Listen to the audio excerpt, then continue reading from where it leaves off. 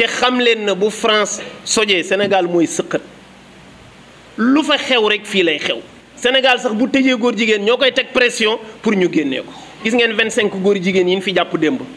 wala barki démb bokk yàggul dara ci fan yi commencé def nañ leen retour de parquet procureur delloo na leen police pour ñu garder waat ka fa li wér mooy dañu leen di bàyyi ñu dem seen yoon te commissaire bi leen jàpp da leen di jàpp ak i preuve fekk leen ñuy def seen mariage ak jumtukaay yéen ànd ak yépp mu buub leen ñoom ñëpp yóbbu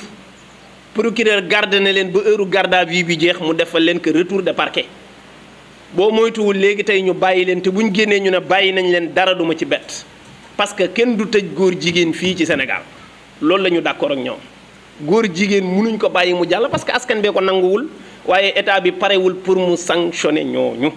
moo tax police Sénégal ñi ngi leen di féliciter bu baax ci effort boobu ñu def yal na leen yàlla kàttanal bu nu seetaan benn góor jigéen di def benn géew ci benn barab ñu di ko seetaan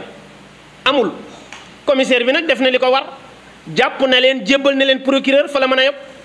li ci des nag ñoom ñoo war a def suivi bi mais moom yal na ko yàlla kàttanal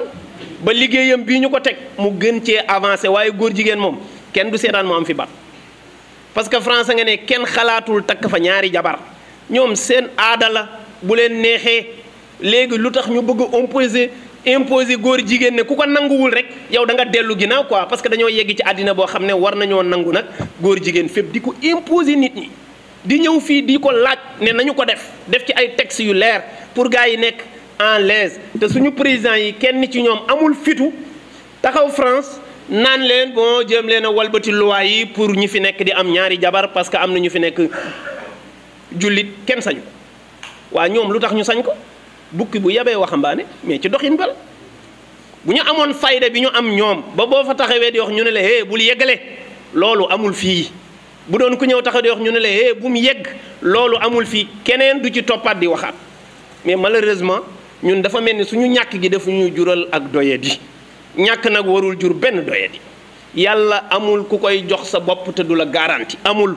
soo doyloo nag ne tubaab yi noonu yor ata yàlla balaak tubaab yi rek ñu di la toroxal def la jaam ba àddina tukki soo nangoo ne yàlla nga féeteel yàlla wuutul jaam ñépp ci yow nga am li nu am te duñ mën ci yow dara am na réew yu kenn dul imposer dara fen lañ ko tegul li leen yàlla xéewale la ñu gëm rek ñu sax ci ñi ngi jaajëfal itam waa Safinatul Aman Safinatul Aman mooy kuréel gi ne Touba nga xam ne ñoom ñooy saytu ne dëkk bii di Touba kenn du fi def safaan lu dëppoowul ak diine boo meesoo ñu dindi bee xeesalee ñu dindi boo gerefaasoo ñu dindi góor jigéen moom xel xalaatu ko bi ñu jàppee góor jigéen yooyu ba dóor leen nee nañu am na ay quelques partenaires homosexuels yu ne Occident ne dañuy porte plainte sëñ Modou Lo Ngaabu ak waa Safinatul Aman waaw nañ def lu leen neex ba jël si ko des nañ ko def ba jël si ko des yooyu yëpp nag dañu koy def pour ñu xoqatal rek mais xam nañ ne du dara ñoom ñëpp bu ñu dajaloo woon ne dañ koy porte plainte du yëngatu sax maa leen wax lii waaye dañu koy def pour tiital ndax bu ëllëgee bu kenn dóorati homosexuel góor jigéen de ñaar doo ngay tax mu am fi jàmm ñu defar luwaa tere ko mu bàyyi li muy def wa illaa ñu bàyyi nii luwaa yi bañ ko leeral heure bu ko askan bi jàppee dañ koy dóor ba mu dee nit ñi bugguñu ko nga bëgg leen ko imposer loolu mënut a nekk mënut a nekk booye boo ñu jàpp ci suñu éducation bu njëkk ba te aar ko te téye ko